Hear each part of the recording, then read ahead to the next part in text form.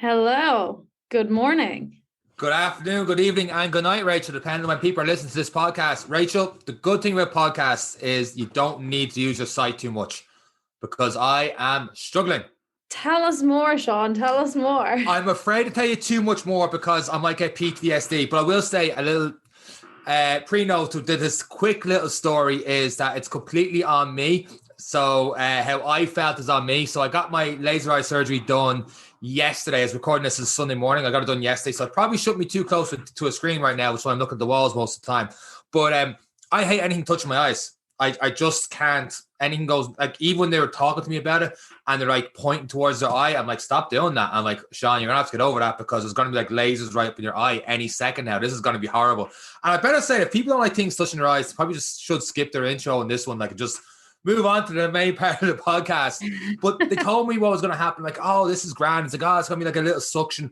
Next thing I know, like it's like a small cup being like jabbed into my eye. Now, it's not that bad. It's a bit of hyperbole on my part here. I don't want people to think, oh, geez, I'm never getting laser eye surgery. It's just that to me, it was more mentally traumatic than it was physically. And like having the laser like right up against me, and your man was like, just keep focusing the laser. And I'm like, I see 6 of them. Which one do I focus on? Like, I had no idea. The room got all mad dark and everything. And so they do each eye. They do one thing on the eye, and then they do another thing on each eye. And then at the end, I'm like, okay, I think it's just about done.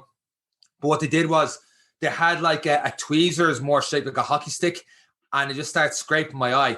And I could barely feel it, but my eyes are wide open. And just the thought of it, like I felt like this guy was a Bond villain, and like I was taking Goldfinger or something. I was like, you want me to talk? I was like, I'll die. I'll just die.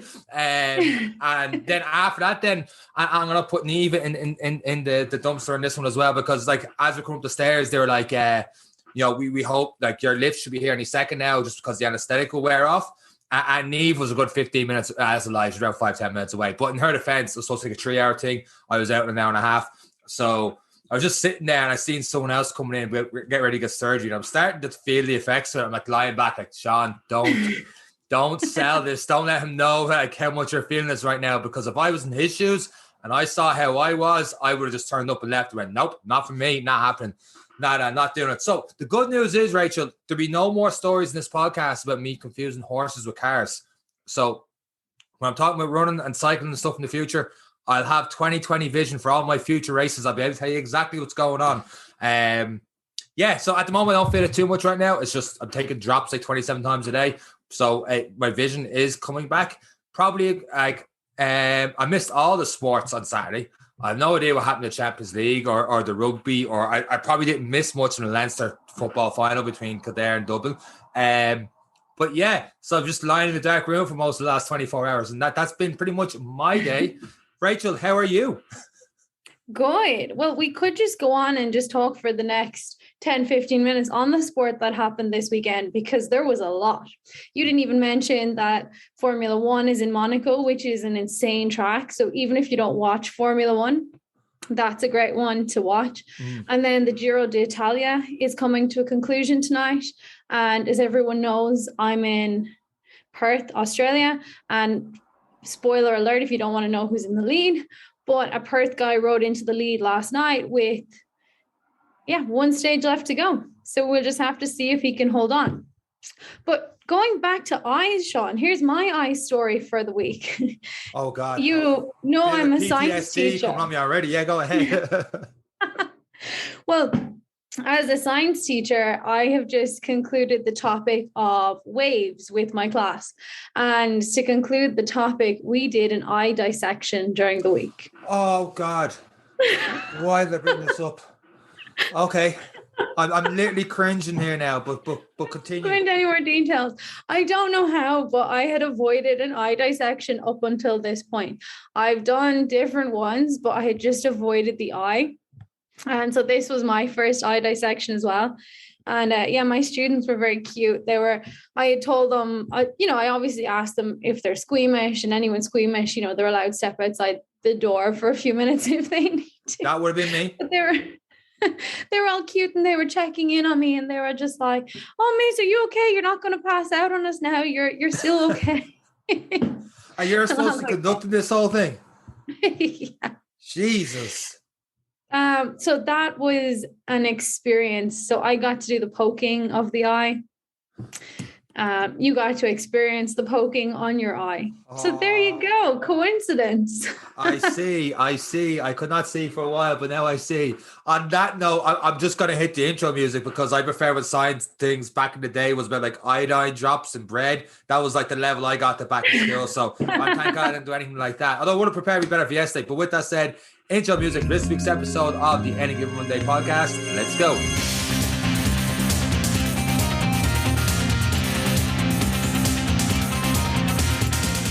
We need to talk about a different body part.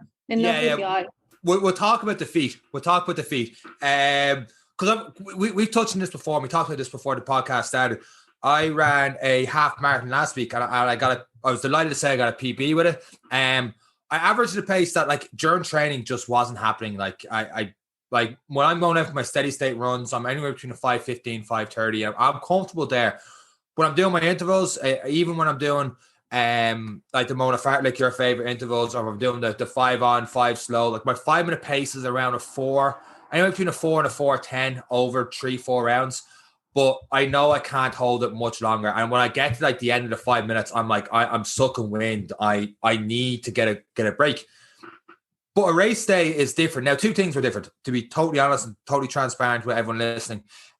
One, obviously a race day, people around, just the adrenaline's flowing. You've got the time and stuff in your head. And you're like, right, let's go. 2, on race day, and we're going to talk about this in a couple of minutes, I am wearing racing runners. So I'm wearing the Hoka Carbon X2s. Now, I don't know if it's that or the Rocky 4 socks, but something's kicking in. And I was able to hold roughly a 4:20 pace for a half marathon. And to me, that's still insane to me that I can hold it for that long. Like I said, in training, it's like 2-3K. That's about it. And maybe the runners are helping a bit, or they hope so in a way, because they were their pair of runners. But I don't know if they're holding that much, or if it's more the adrenaline of the day, or like I don't know what happened if I wore a different pair of runners that day. What's going on, or like it's just like I tried holding the 4:15 for the first 3K, and I'm like, okay, this isn't happening for that long. So I said I'll pull back towards a 4:30, but I ended up pulling back just like 5-6 seconds. And I was like, okay, I'm not feeling too bad. I just try and keep this going. And it was a largely flat course. But in your experience, Rachel, when you're racing, I suppose, do you find there's a big jump in what you feel is your max when you're training compared to your max on a race day?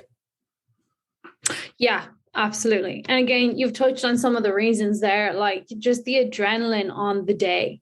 And like that's even why, like, I've never done a marathon, but they say with marathon training, you don't have to go beyond 3/4 distance in training, because on the day you'll get that extra 10 kilometers or whatever it is. See, there is a lot that plays into it. But then in recent years, and you know, I talked about this a while ago with my own experience. I had the Carbon X's, the ones you currently have. Yeah. I now have the New Balance Fuel Cell Elite, I believe they're called.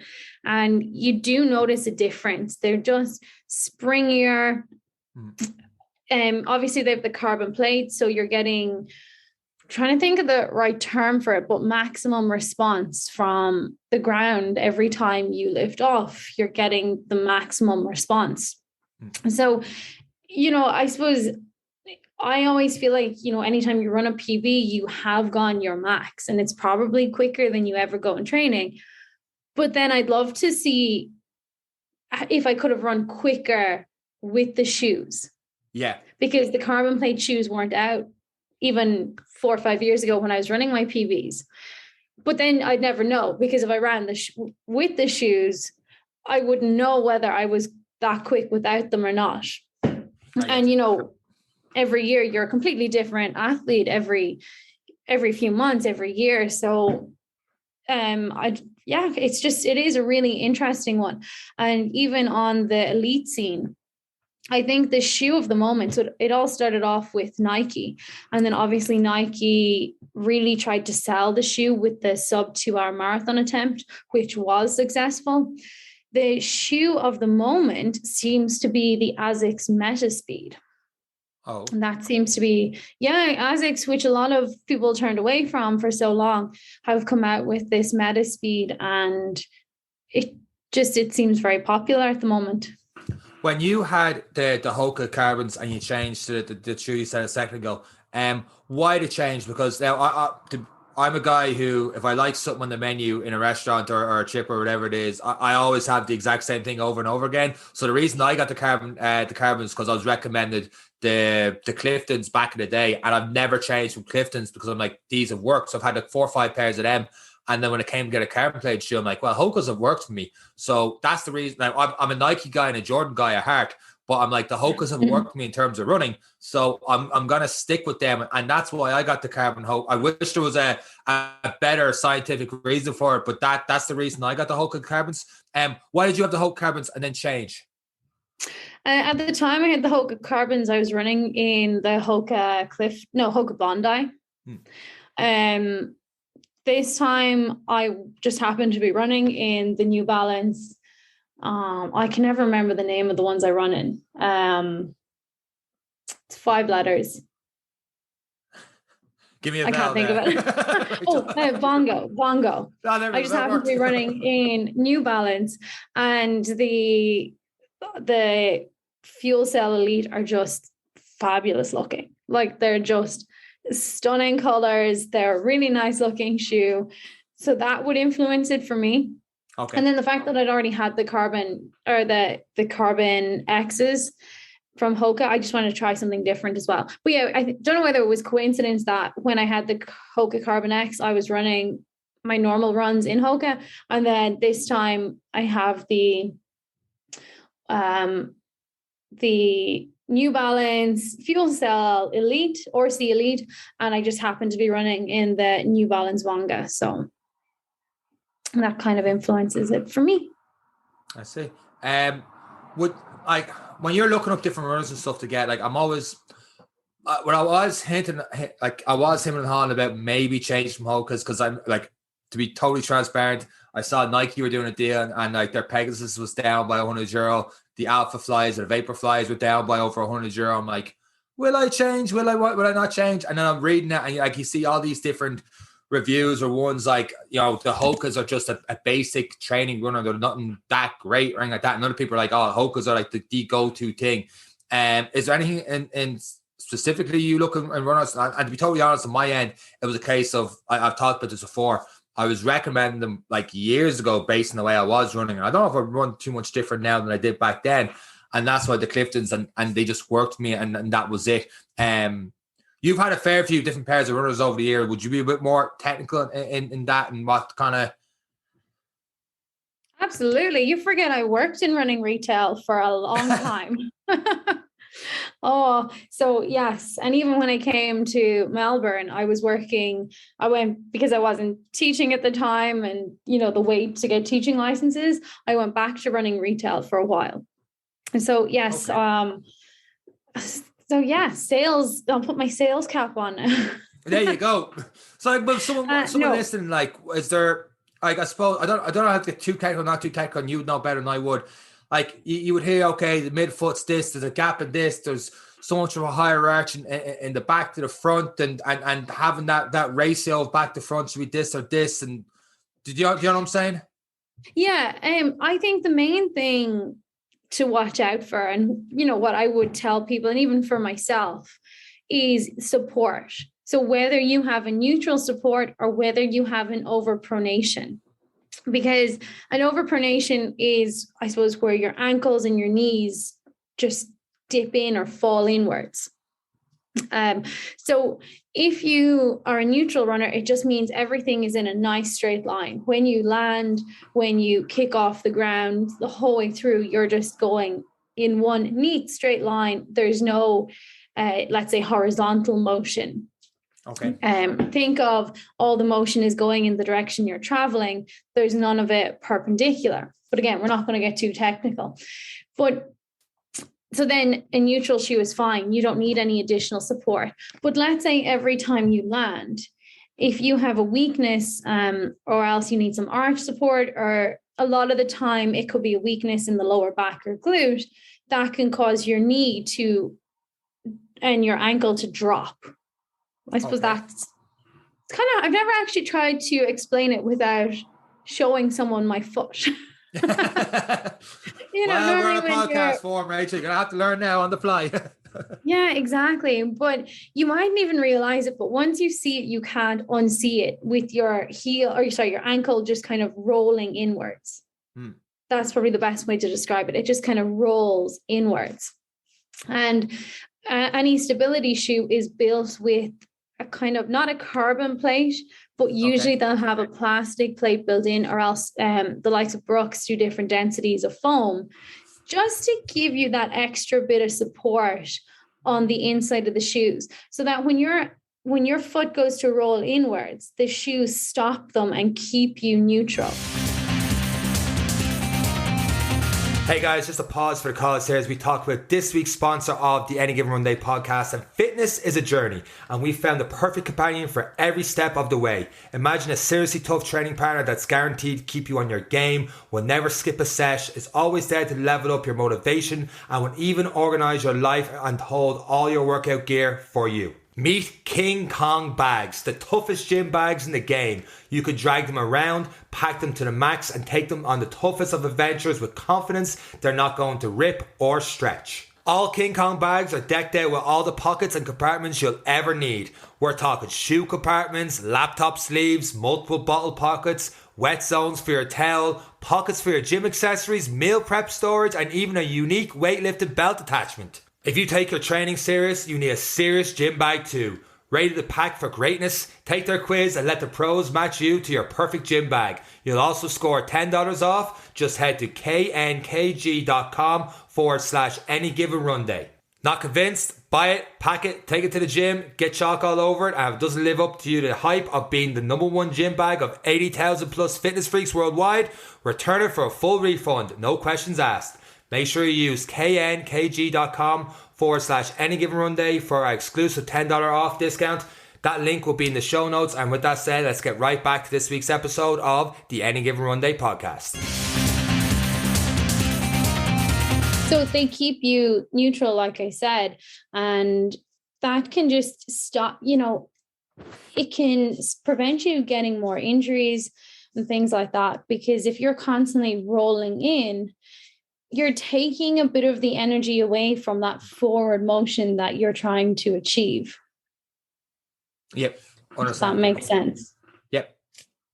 And so that is the main thing I would look for in running shoes straight off. Before I look at anything else, all running shoes are categorized as all your standard running shoes are categorized as either stability or neutral. And would different makes have different? So would it come down to preference of make then afterwards? Like I'm sure, like Hoka's, they've different ones, Clifton's and Bondi, stuff like that, and they have different purposes in terms of one's more stability, one's not.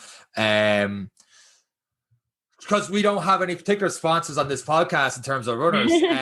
Is there any? Would you have any recommendations for maybe more of a neutral runner, or more of a stability runner, or more of a carbon runner for people listening? Well, it kind of depends, and again, on what you like.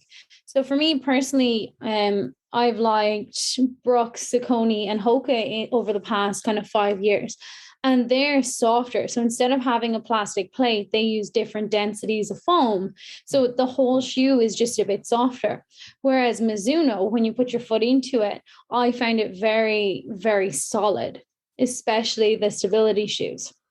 So I straight away stay away from Mizuno just because I don't like that really hard feeling. I prefer my foot to be really cushioned. Gotcha. So they're kind of the ones that I would go for. With the Hoka is quite interesting. I don't actually use a stability shoe with the Hoka because of the way the Hokas are designed to kind of follow that natural motion of your foot. And so with the Hokas, I use the Bondi, which aren't necessarily classed as a stability shoe, but because I'm not an awful pronator, they give me enough support with the way they sort of roll with your foot. Yeah, the Clifton's the same. I mean, the way it was described to me was like a rowing boat, so it kind of land and roll that kind of way with it. That's the way the Clifton described me, because my heel, when I did the initial test running up and down. My heel was going nowhere near the ground. That's because of tightness in Achilles and calves and all the rest. And we have different knock-on effects where it fires in the glutes and everything else from there. But that's what I was told basically, and that's why I've stuck to Clifton's ever since. I do like that cushion, kind of your foot kind of drops into it. It does take a couple of runs to ease into it, but once you've done that, like I wouldn't do a race my very first time wearing them doing it because it was just very uncomfortable. But after 3-4 wears and getting a couple of runs in, your foot's just nice and easy into it. How long would you have a pair of runners before you change them? Is that different with different companies, different brands, different makes, or? Yeah, it is. And I normally have 2 pairs of shoes on the trot, like not including my racing shoes, because if you're alternating your shoes, you actually get longer out of them. Or that's what I feel like anyway. And that can be quite an expense, at the time. But generally, if you're running in the same pair of shoes every single day and you're constantly wearing them down, they're not getting a chance to, I suppose, recover or else dry out or all the different things. So what I did for a while was had 1 pair, and then before that pair were sort of getting to their sell-by date, I'd get a new pair. So then I'd have the new pair, I'd be alternating them. And then by the time I was finished with the old pair, the new pair would be broken in. And then so on before that pair was gone, I'd get a new pair. And you do just get a bit longer.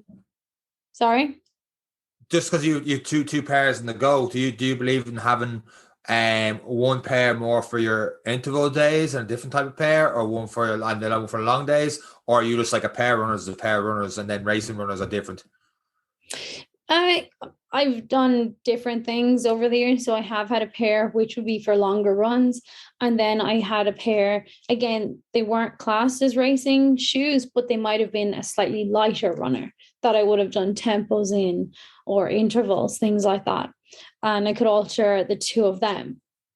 But for the most part, it's just 2 standard pairs of runners that I'm comfortable in.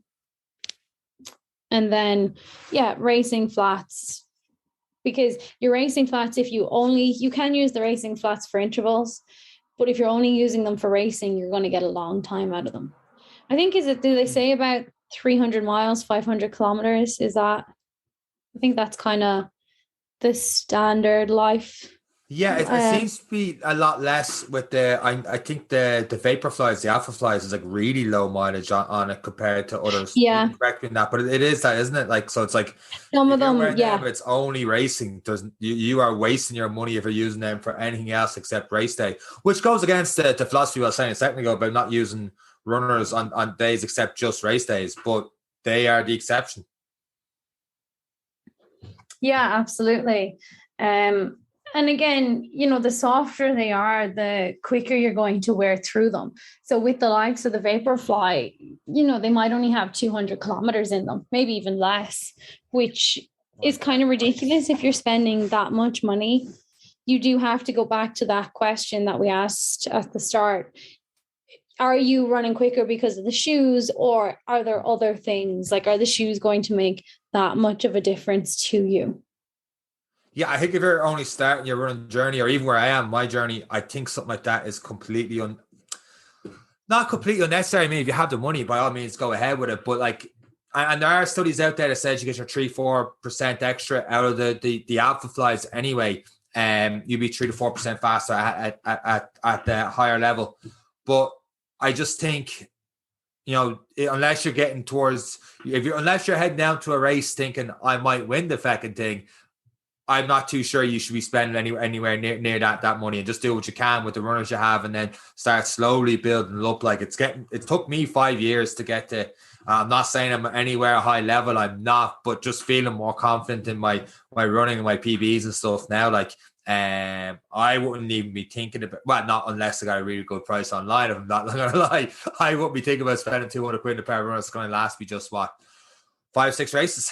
But then again, no, it that's is kind of ridiculous. Yeah. And then you do have to consider your, I suppose your body type and things like that as well. Because if you're a really heavy, like heel striker, or if you land, like I land really heavy. Right. On my feet, you're going to wear through a pair of shoes quicker as well. So if that's the case, normal shoes are so light these days anyway. Are you better off just doing your marathon in your normal runners, which are very light, but you're going to be able to do the distance in them? They suit your body type, your foot strike, all of that thing. So you do have to ask those questions as well. Am I better off sticking with my runners, which are insanely light compared to even 10 years ago?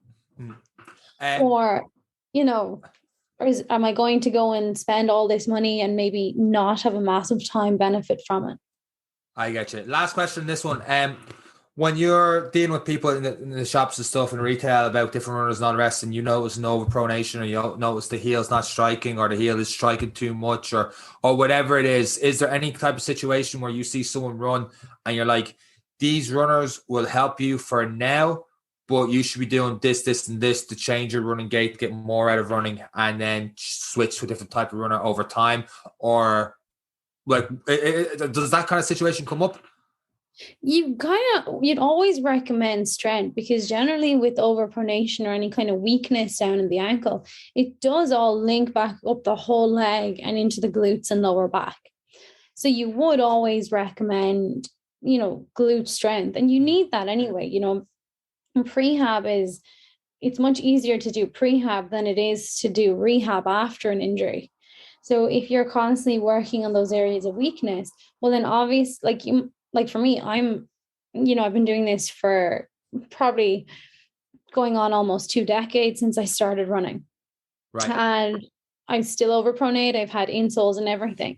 So chances are you're not going to change. If you need a stability shoe, you'll probably always need a stability shoe, but you can certainly change it so that it's not a weakness anymore, that you are proactive in looking after the area and making sure that it's not going to cause you any issues. Unreal. Anything else to add this week's episode of the podcast, Rachel, before we wrap things up? No, I think, do go out, and a lot of people like to buy online, but sometimes it is good just to get into the shop, try it on, and, talk to the people in there. They know what they're talking about. Unreal. On that note, in case you're wondering, I think the big man's on his 27th watching of Top Gun 2. Seemingly, I heard it's great. So hopefully we'll have him on the podcast again in the very near future. I know he's got a lot on over the next couple of weeks. So, with that said, Rachel, thanks very much for all your insight in this week's podcast. Guys, I apologize. Oh, my insight. Oh, my God. I have to wrap it up there. On that note, myself, Rachel, take care. Bye. I wish I meant that.